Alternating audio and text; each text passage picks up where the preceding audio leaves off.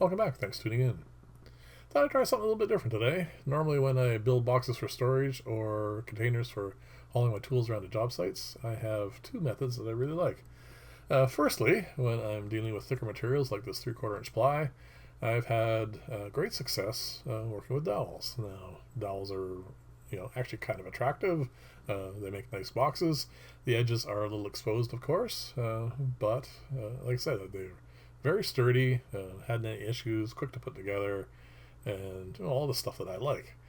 And then when it comes to the thinner materials, like 1/4 inch ply, which I've been building some storage out of recently, I put together that rack for holding the acrylic drawers for the screw storage. And again, they look nice. It's sturdy. Haven't had any issues with them coming apart or anything.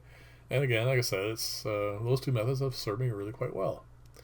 And as I said in the beginning, I want to try something different, and that is to the extent I want to try doing a miter box. And the reason for it is twofold. First off, in the middling thicknesses, like about 3/8 and more than that, so up to a 1/2 inch, I have obviously made 1/2 inch dowel containers, and I don't have any issues with it. But you do have that exposed edge, especially when you get to something like this, which is 3/4 inch. I think the miters will look a lot nicer, in the sense that you don't see the edge at all. Now, I'm not sure if this is going to be difficult to put together. So what I want to do is, first off, make a very simple jig here. This is made from two pieces of wood I cut at 45 a little while ago. I had cut them because I wanted to have a quick system for putting together. I needed to do some baseboards, and they had to be cut at 45. And I didn't want to do it on site because of, room. It was like a small room. So I did it here, and it worked really quite well. And of course, they've been cut to 45, and I haven't really had much use for it since then. And of course, if I decide I want to do some more baseboard work, this will work just as well. So I don't want to put any real effort into this. I want to just make a nice platform, make sure it's at 45. And then I want to get on to putting together, of course, the miter box. Now, there's some things I'm going to change about this. It's fine. It is at 45, and it cuts a nice miters, and there's nothing wrong with it. There is a few issues I'm having as far as its, when we get to the point where I'm actually cutting the miters, I'll point it out to you again. There's a bit of a gap between the end of the board and the base of the sled, so it's a bit off. It doesn't obviously interfere with anything, but anyway, we'll get to that in a little bit. So I want to keep this, like I said, as simple as possible. I want to put this together quickly, and yeah, it didn't come together at any length of time at all. It took me maybe 40 minutes, 45 minutes to get this nice and solid and locked in at the 45. And like I said, I just wanted to make sure it was quick and simple. So this is it. It's just a simple board. I want to put a brace on here going across here.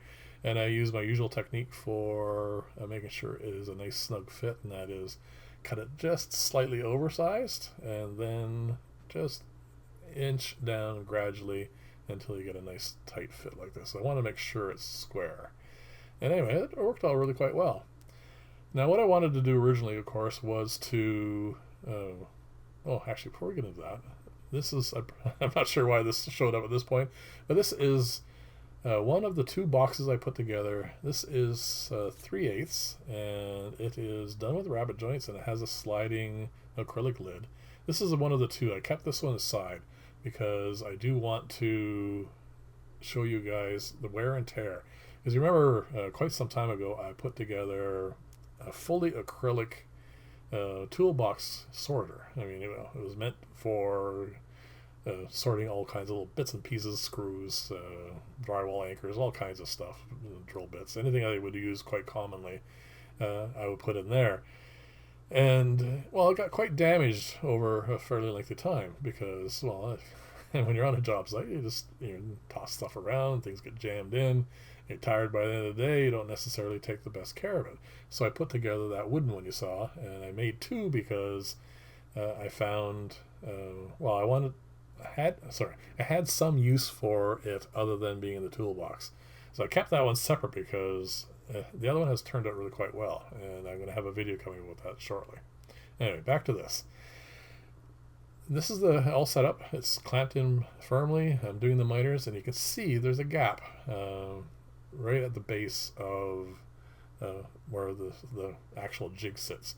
And the reason for that is it's 3/4 inch thick. And I find the problem with that is because there's a bit of a give in placing this. You end up with whatever project you're working on being just ever so slightly thinner than what you want it to be. It didn't matter in this case, so I didn't really care. I was just building a box because I wanted. Yeah, by the way, I'm going to get to the reason for this in a second. I'm building a box here, first off, to see how it looks. And then secondly, the most important part is I want to try checking out splines and seeing how splines are more or less sturdy, whether or not they're attractive. I mean, I've seen plenty of videos on them. But anyway, I wanted to set that up so that I can test that out and see if it's better than using rabbet joints for these these sizes that are in the middle. So what I've done here is I've cut, those are just 2 quick grooves on the top and the bottom. One's going to be where the bottom's going to go in, which is going to be a piece of Baltic birch. It's going to be a 1/4 inch ply. I want that to slide in, so I've got a test piece here. And I'm just making sure that it fits properly with a little bit of give because it's going to be glued in. And then I did one for the top, which is going to be a 1/8 inch. And yeah, it fits really quite nicely. A little bit of give again because there's always a little bit of shift, a little bit of error, let's say, that can creep in when you are doing these kinds of joints. So I want to make sure when it all fits together, it actually all fits together. So I'm going to cut the bottom one so that it has the gap for 1/4 inch, and then I'm going to cut the top one, which is going to be a much narrower gap for the 1/8 inch acrylic. So that's going to give me a nice tidy box. As you can see here, this is just a dry fit. The lid fits on there really nicely, fits in its joint, and you can see the bottom here as well. And the thing I like about this, and the reason why I did this, well, part of the reason, of course, is I do like the miters. So the miters are nice. They turned out well. So what I'm going to do here is I'm going to take this apart. All it is just held on by tape. I'm going to unroll it, as you can see here in a second. And you see it fits really quite snugly. Probably a bit too snugly. But again, I'm just this is all just a test for me. So there you go. I am going to ramp this up to full speed here, because this video is getting really long, and I'm going to do this quick glue up. It's just a simple matter of putting glue on the miters, and of course only on the bottom, not on the top. Well, first off, wood glue will not stick to acrylic, and I just didn't want any ooze coming out of that and marring the finish of it. That's the trickiest part I find when you're working with acrylic. When you are using other chemicals, is you can easily mar the finish of it. So I want to be very careful about that.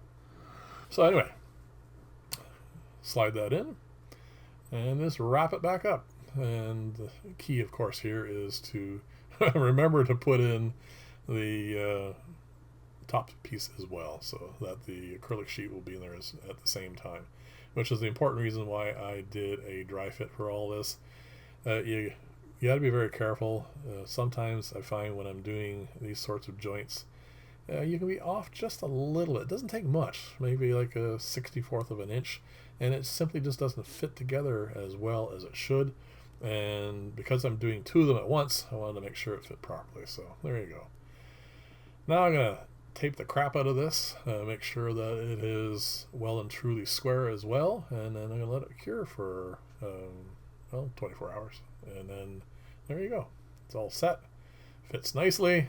And the other thing about acrylic is you'll notice there's when it's fresh like this. Oh, by the way, here's the boss.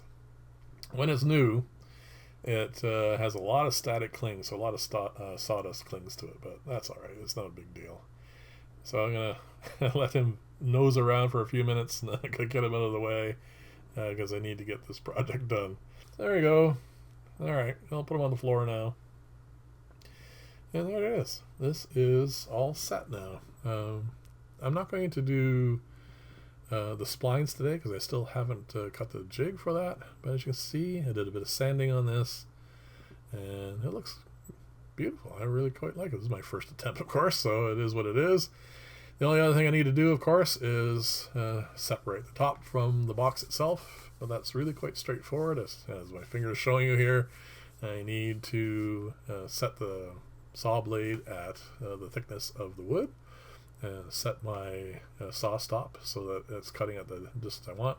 And you notice I put a piece of tape there. The tape's there just so I make sure that the top matches to the bottom as far as the grain goes, which is really kind of the nice thing about this sort of thing. Because they're the same piece of wood, the top will match the bottom, which is really kind of nice. In other words, you don't have to worry about whether or not it is going to look pretty or whatever in the end, because that's obviously one of the main parts about all this, making sure it looks nice. So there you go, one cut, flip, do the other cut, then I'll do the two ends. Again, a little bit of sanding, and then that's all that's left now. Is obviously this lid is going to slide back and forth. It's cut nicely and it fits properly, but there's no mechanism to hold it in place at the moment. And there's two ways I could have done that. I could have cut some thin strips of wood and glue those into place, and I've seen that done a number of times, and that gives you that little bit of a lip. But because I am working with acrylic here, I figured why not cut some thin strips of 1/8 inch acrylic and just weld them into place, and that's the route I'm going to go. I'm not going to bother showing the actual acrylic being cut because you've seen that many times. It's no big deal. I just use my jig for cutting thin strips. I think I went with 3/4 of an inch, and you should see here, comes together quite nicely. So far so good. I'm going to do some more sanding, of course. I'm not going to finish this box yet because I still have to do the splines. I haven't decided how to do that yet. I haven't built look at all the static cling there. I haven't I haven't built the jig either, so all that needs to be done. But as you can see, so far it's doing quite well.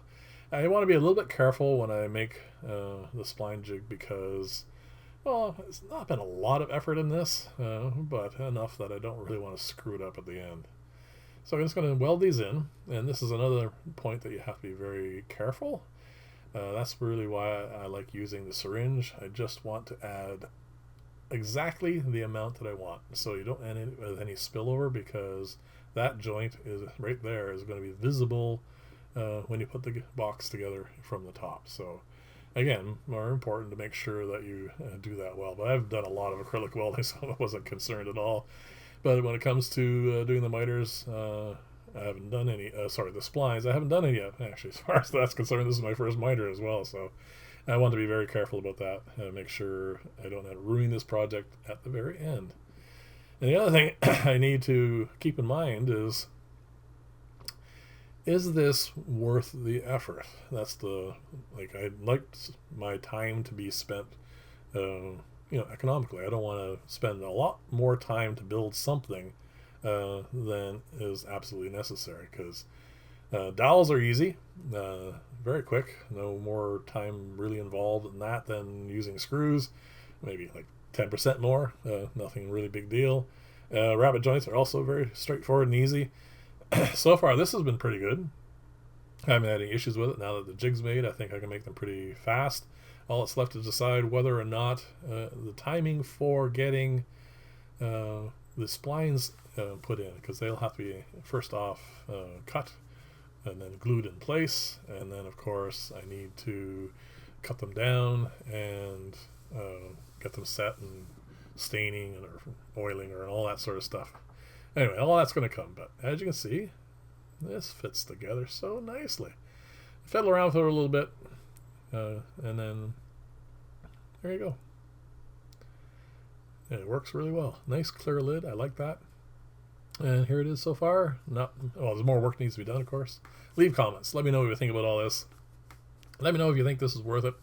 And I'll see you in the next video, and bye for now.